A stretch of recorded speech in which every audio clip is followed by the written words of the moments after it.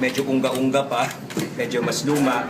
Nandito po lahat ng patakaran para inyo pong you can be guided. Yes, ma'am. Attorney, paano po siya makilala bilang bagong MTRCB chairman apart from the others?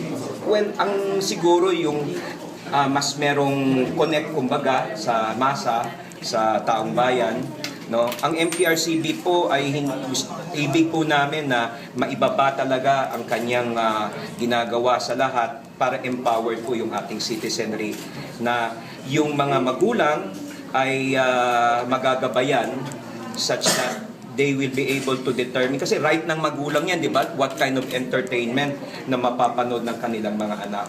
So, kaya lang, hindi pwede naman yung parang sabihin mo, PG yan. Ang ibig ko na maintindihan nila, tapos magbibigay rin sila feedback. Active po yung aming pakikipag-ugnayan. And they can do that through? Yeah, we have our local regulatory council, through our deputies, and through the office of the chairperson. Pwede po silang, opo, you just call me, yung through social media, lahat po yan, we're open. In fact nga po, almost every week yung aming mga board member, aside from their regular duties, ay umiikot po sa bawat probinsya. Kasi po, di ba, mahirap naman nating intindihin kung ano yung R16, anong pagkaka-event sa R18. So, you know. Attorney, will you go as far as, of course, tweeting yourself para sagutin yung mga questions ng mga netizen? Well, pag-aaralan yan, although may Twitter account ako, wala akong masyadong followers. Nagkakaroon ng kasi.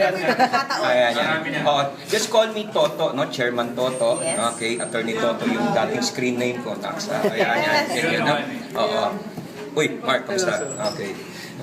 And of course, sir, isa sa mga sinabi na banggit nyo nga kanina, no, MTRCB is active din, of course, sa mag-help sa Yes, oo.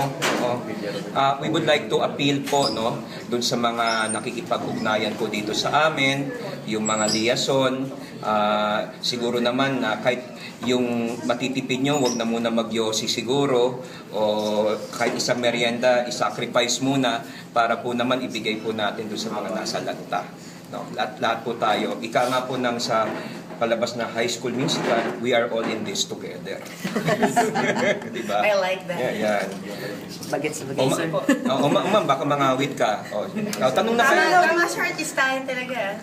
Artistahin, yan. Ilang taon na ho kayo dito sa MTRCB? Nag-umpisa, siguro around 2 years or so, kami po ay kasama po ako dun sa board